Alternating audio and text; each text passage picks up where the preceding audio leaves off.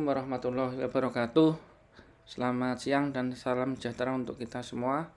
Kali ini saya akan menjelaskan tentang uji validitas dan uji reliabilitas. Baik, langsung saja. Yang pertama, uji validitas. Pengertian validitas menurut Ari Kunto adalah suatu ukuran yang menunjukkan tingkat kesahihan suatu tes. Jadi suatu tes ini dikatakan valid apabila tes tersebut mengukur apa yang hendak diukur. Ini menurut Ari Kunto. Kemudian menurut Sugiono, instrumen yang valid berarti alat ukur yang digunakan untuk mendapatkan data atau mengukur itu valid. Valid berarti instrumen tersebut dapat digunakan untuk mengukur apa yang seharusnya diukur. Nah, contohnya, meteran merupakan alat ukur panjang, timbangan merupakan alat ukur berat. Nah, dari sini kita bisa mengambil kesimpulan ya, bahwa validitas itu merupakan mengukur apa yang seharusnya diukur. Jadi misalkan kita mengukur panjang permukaan meja gitu ya, maka kita bisa menggunakan alat ukur meteran ya. Meteran sendiri merupakan alat ukur panjang ya. Nah, ketika kita mengukur panjang permukaan meja menggunakan timbangan, maka timbangan tersebut tidak valid ya. Nggak valid karena timbangan sendiri digunakan untuk alat ukur berat ya. Nah, ya, kemudian ketika kita mengukur berat padi atau beras 1 karung gitu ya. Nah, itu menggunakan alat ukur berat tentunya ya, seperti timbangan gitu ya. Nah, timbangan ini valid digunakan untuk mengukur alat ukur berat karena sesuai ya. Kalau misalkan mengukur berat padi 1 karung padi atau 2 karung padi begitu ya, menggunakan meteran. Nah, ini berarti meteran tidak valid ya, karena tidak sesuai. Nah, itu ya. Ini bisa dipahami ya, validitas itu seperti itu. Terus kemudian jenis validitas itu kalau kita membaca beberapa referensi itu memang antara buku satu dengan buku yang lainnya itu kadang berbeda ya. Tapi secara umum itu sama sebenarnya. Ya, jadi jenis validitas itu ada 3, validitas konstruk, validitas isi, dan eksternal. Ini ya. Untuk validitas konstruk sendiri menguji validitas konstruk dapat digunakan pendapat dari ahli. Judgment expert atau expert judgment kan gitu ya. Instrumen yang telah dikonstruksi tentang aspek-aspek yang akan diukur dengan berlandaskan teori tertentu, maka selanjutnya dikonsultasikan dengan ahli. Nah, ini misalkan ketika kita melakukan penelitian variabel terikatnya ya, atau variabel dependen ya, itu mengukur motivasi belajar, mengukur kemampuan atau keterampilan komunikasi matematis, mengukur keterampilan pemecahan masalah matematika, maka kita harus mengkonstruk instrumen tersebut ya berdasarkan teori-teori yang telah ditentukan gitu ya. Nah, setelah kita membuat instrumen-instrumen tersebut, kita buat berdasarkan teori-teori yang kita ambil atau kita rujuk gitu ya. Nah, instrumen tersebut kita validasikan ke ahli ya, validitas konstruk ini apakah instrumen tersebut dinyatakan valid atau tidak ya. Nah, ini yang perlu kita pahami. Terus kemudian kalau validitas isi ini, instrumen yang mempunyai validitas isi adalah instrumen yang berbentuk tes untuk mengukur hasil belajar ya. Sebuah tes dikatakan mempunyai validitas isi apabila dapat mengukur kompetensi yang dikembangkan beserta indikator dan materi pembelajarannya. Jadi validitas isi ini tentunya sesuai dengan konten atau isinya gitu ya.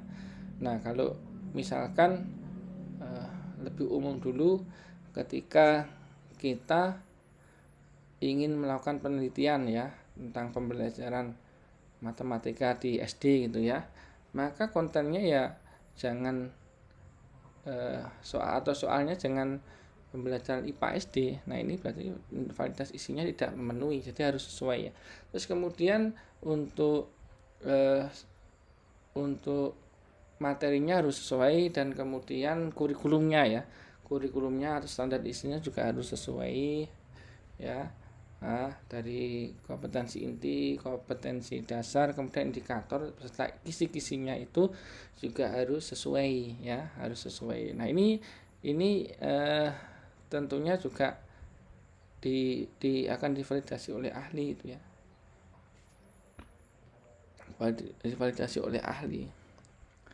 Kalau tidak sesuai berarti ya tidak valid kan itu. Terus kemudian setelah instrumen-instrumen tersebut, baik itu instrumen kemampuan, keterampilan atau instrumen tes soal tes ya. Nah, itu sudah divalidasi oleh ahli ya. Ini kemudian divalidasi atau diberikan kepada siswa, namanya validitas eksternal atau ada yang menyebut validitas empiris ya. Ya, validitas eksternal ini validitas instrumen diuji dengan cara membandingkan atau untuk mencari kesamaan antara kriteria yang ada pada instrumen dengan fakta-fakta empiris di lapangan. Validitas eksternal ini ya, ini bisa diuji dengan menggunakan rumus. Kemudian juga bisa menggunakan SPSS atau Excel gitu ya. Tapi saya merekomendasikan menggunakan software SPSS karena menurut saya juga lebih akurat, lebih mudah dan cepat gitu ya. Nah, kecuali kalau kalian kuliahnya di jurusan statistik itu ya saya wajibkan untuk menghitung secara manual ya. Secara manual. Oke, ini kira-kira bisa dipahami. Terus bagaimana cara mengujinya menggunakan SPSS nanti? Yuk kita belajar, kita praktekkan ya langkah demi langkah atau langkah-langkah bagaimana menguji validitas ya empiris, uji validitas butir soal itu ya misalkan. Nah, itu menggunakan SPSS. Ini ada dasar pengambilan keputusan untuk uji validitas ya dengan SPSS tersebut. Jika nilai R hitungnya lebih besar dari R tabel, maka item pertanyaan atau angket tersebut dinyatakan valid ya.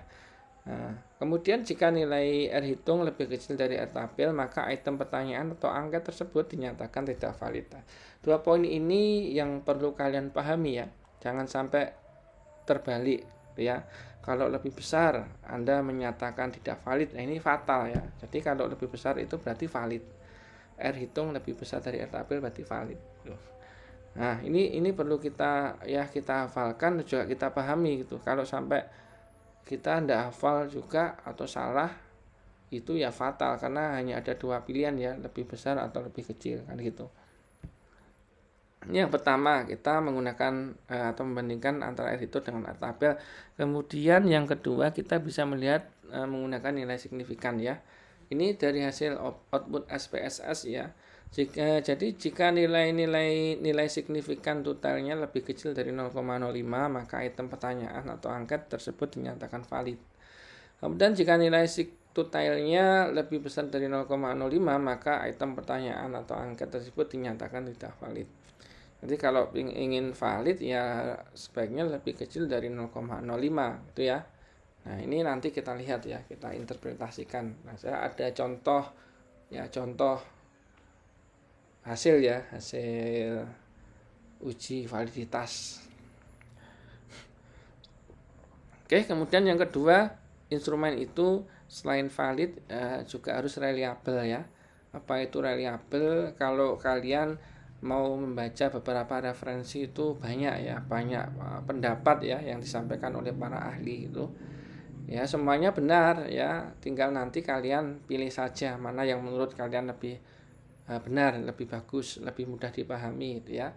Yang terpenting kalau kita menulis skripsi karya ilmiah itu ya, baik di jurnal nasional maupun internasional, itu yang terpenting itu jelas rujukannya itu dari mana, siapa penulisnya ya, kapan ditulis ya. Nah, ini harus jelas ya. Yang pertama, menurut Ari Kunto bahwa reliabilitas ini menunjukkan pada suatu pengertian bahwa suatu instrumen dapat dipercaya untuk digunakan sebagai alat pengumpulan data karena instrumen tersebut sudah baik. Ini ya, ini menurut Ari Kunto. Kemudian Sugiono adalah serangkaian pengukuran atau serangkaian alat ukur yang memiliki konsistensi jika pengukuran yang dilakukan dengan alat ukur itu dilakukan secara berulang. Ya, jadi konsisten ya. Reliabilitas tes merupakan tingkat konsistensi suatu tes adalah sejauh mana tes dapat dipercaya untuk menghasilkan skor yang konsisten relatif tidak berubah meskipun diteskan pada situasi yang berbeda. Nah ini ya, jadi selain valid, misalnya sesuai ya mengukur apa yang seharusnya diukur tadi, diuji cobakan juga menggunakan SPSS ya softwarenya. Nah ini juga instrumen harus reliable, konsisten, diterapkan di mana kapan itu hasilnya tetap konsisten sama gitu ya. Kalau tidak konsisten ya instrumen tersebut belum bisa digunakan. Jadi syaratnya ya harus valid dan reliable ya. Nah nanti kita praktekkan ya, reliable itu juga menggunakan SPSS. Kemudian untuk dasar pengambilan keputusannya seperti ini ya. Jika nilai Cronbach's alpha lebih besar dari 0,6 maka item pertanyaan atau angka tersebut dinyatakan reliable. Kemudian jika nilai Cronbach alpha-nya lebih kecil ya dari 0,6 maka item pertanyaan atau angka tersebut dinyatakan tidak reliable. Nah, Pak, ini saya pernah membaca itu kok 0,7, ada juga yang rentangan ya, misalkan antara 0,6 sampai 0,7 itu reliable, 0,7 sampai 0,9 atau sampai 1 itu sangat reliable gitu ya. Yang benar yang mana ya? Ya silakan kalian pilih ya. Referensinya dari siapa, penulisnya siapa, sudah ditulis saja. Kalau menulis skripsi tulis saja di situ rujukannya dari siapa. Enggak apa-apa. Nah, kalau misalkan di sini saya ambil dari Ari Kunto ini ya, ini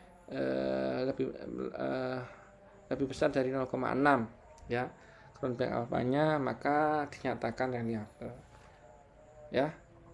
Oke, ini sedikit penjelasan dari saya ya. Langsung saja kita praktek. Di sini saya punya data ya, ada 6 butir pertanyaan ya. Ini angket yang menggunakan skala Likert dengan rentangan 1, 2, 3, 4, 5 ya. Ada 5 penilaian ya. Misalkan satunya sangat kurang baik ya, yang 5-nya sangat baik gitu ya. Nah ini contohnya contoh hasilnya. Ini ada 10 responden ya. Ini contoh saja, cuma kalau kalian melakukan penelitian nanti sebaiknya respondennya itu paling tidak 30. Kali ini contoh saja ya. Jadi ini hanya 10. Kalau misalkan kalian mau uji empiris ya, uji validitas eksternal itu, usahakan untuk respondennya itu lebih dari 10 ini ya, 30 ya. Ada yang menyatakan harus 30 ya responden. Oke, jadi jumlah itemnya ada 6 butir pertanyaan itu ya. Ini saya copy sampai ini skornya ya.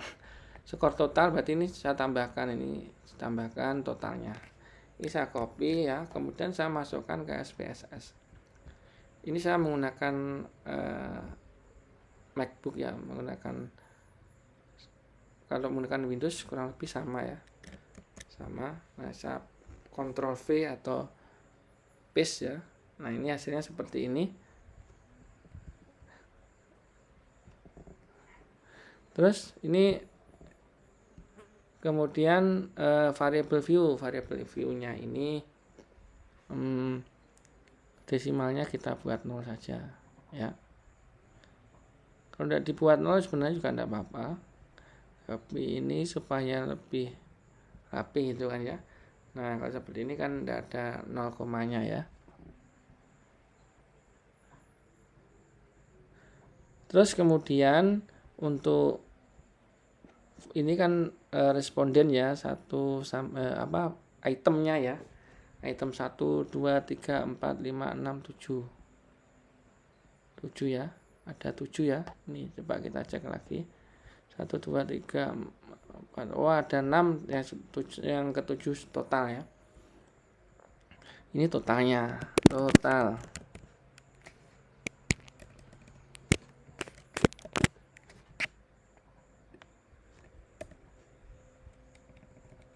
Ini total.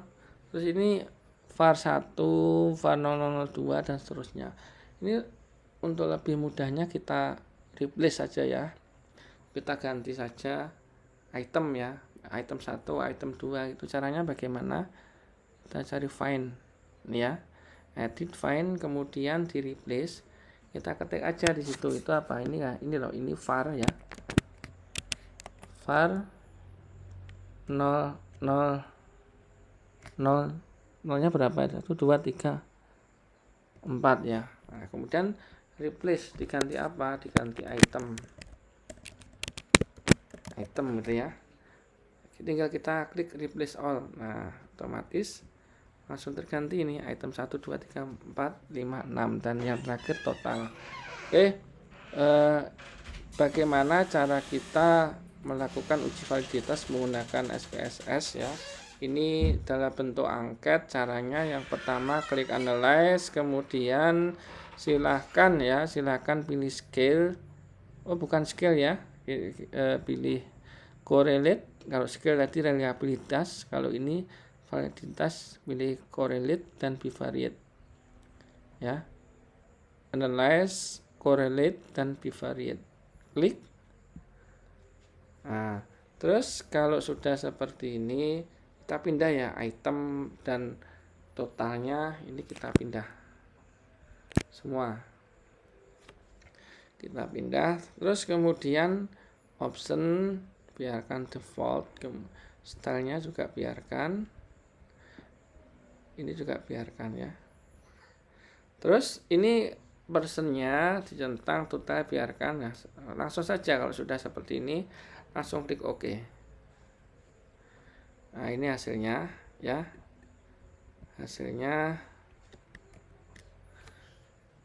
Ini hasilnya. Lihat yang bagian kanan di sini ya, sesuai dengan yang saya sampaikan tadi untuk uji validitas. Kita pakai itu ya, pakai nilai signifikan saja ya. Ini jika nilai signifikannya lebih kecil dari 0,05 maka valid. Kalau lebih besar maka tidak valid kan ya. Nih, kita lihat item 1 paling kanan di sini ya, yang sig to tailnya lebih 0,08, ini lebih besar dari 0,05, berarti item nomor 1 tidak valid. Kemudian item yang kedua sig to tailnya ini 0,084 sama, ini juga lebih besar dari 0,05, berarti item yang kedua ini tidak valid. Kalau item ketiga, nah ini valid ya, 0,01 lebih kecil dari 0,05. Item keempat juga, item keempat di sini 0,2 ya ini ya. Wah, 0,2 ini berarti juga tidak valid ini ya. Lebih besar dari 0,05 kan ya. Terus kalau item kelima ini valid ya, ada bintangnya ya. Bintang 2 valid, lebih kecil dari 0,05. Dan item ke-6 valid atau tidak ini? Item ke-6-nya juga tidak valid ya. Tidak valid. Jadi lebih besar dari 0,05. Atau selain itu juga bisa melihat ini, kalau bintang 1 berarti bintang 1 itu valid ya. Bintang 1 valid untuk taraf signifikan 0,5% atau 0,05. Kalau bintangnya 2 itu valid dengan taraf signifikansinya dengan 1% ya. Resikonya 1%, yang bintang 1 resikonya 5%. Seperti yang sudah pernah saya jelaskan, kalau untuk dunia pendidikan ini cukup 5% atau 0,05 ya. Kalau di dunia kedokteran atau mungkin farmasi ya, obat yang digunakan untuk uji coba manusia atau kaitannya dengan nyawa, maka ya harus pilih yang 0,01 ini ya. Beda ya dengan seperti dunia pendidikan, apalagi di PGSD ya, yang di uji cobakan kan misalkan media pembelajaran, model pembelajaran kan seperti itu ya. Oke, jadi yang valid itu hanya item nomor 3 dan item nomor 5. Nah, ini contoh aja ya. Terus kemudian kita lanjutkan nomor 3 dan 5 ya, ini kita ingat-ingat 3 dan 5 ya. Kita lanjutkan ke uji reliabilitas ya. Uji reliabilitasnya caranya ini tetap ya, datanya sama, klik analyze, kemudian pilih skill kemudian reliability ya, klik. Nah, ini kalau pada uji validitas tadi total item 1 2 3 4 5 6 dan totalnya dimasukkan, tapi untuk uji reliabilitas ini hanya itemnya saja ya. Hanya itemnya. Jadi tadi yang reliable saja yang kita masukkan 3 dan 5 ya. Kita masukkan, terus kemudian kita uji. Ini statistiknya yang skill if item delete ini kita centang ya. Klik continue, terus klik oke. Nah, ini ya reliability statistik ya. Jadi kita lihat Cronbach alpha-nya. Ini tiap itemnya, item 3 dan 5 ya, Cronbach alpha-nya 0,749, lebih besar dari 0,6 ya. Ya kalau saya pakai Arif Unto, tapi kalau pakai yang lainnya ada yang 0,7 ya tetap valid ini. Ya. Jadi kalau kita lihat reliability statistiknya menggunakan Cronbach alpha, nilainya dari 2 item ini, item pertanyaan angkat itu 0,78 yang artinya instrumen tersebut reliable ya. Berarti yang digunakan untuk penelitian ya hanya 2 ya. Soal nomor 3 dan nomor 5, yang lainnya tidak bisa digunakan karena tidak valid dan juga tidak reliable. Ini ya. Ini yang bisa saya sampaikan, nanti silakan dicoba ya untuk lebih jelasnya, karena kalau di statistik apalagi SPSS seperti ini kalau tidak dicoba saya yakin tidak akan bisa. Kalau hanya mendengarkan tanpa mencoba saya yakin tidak akan bisa. Oke ya, mungkin ini yang bisa saya sampaikan ya terkait dengan uji validitas dan uji reliabilitas, karena ini merupakan syarat yang harus terpenuhi ya ketika peneliti atau ketika kita membuat instrumen ya, maka instrumen tersebut harus valid dan reliable ya. Nah, terus ada satu lagi ya sebenarnya ya. Ini tadi kan angket, yang kedua bisa butir soal tes. Kalau soal tes itu berarti nilainya nanti 0 dan 1 kalau misalkan pilihan ganda gitu ya. 0 dan 1 kalau benar 1, kalau salah 0. Itu aja bedanya, caranya sama. Oke, itu saja yang bisa saya sampaikan, kurang lebihnya mohon maaf. Assalamualaikum warahmatullahi wabarakatuh.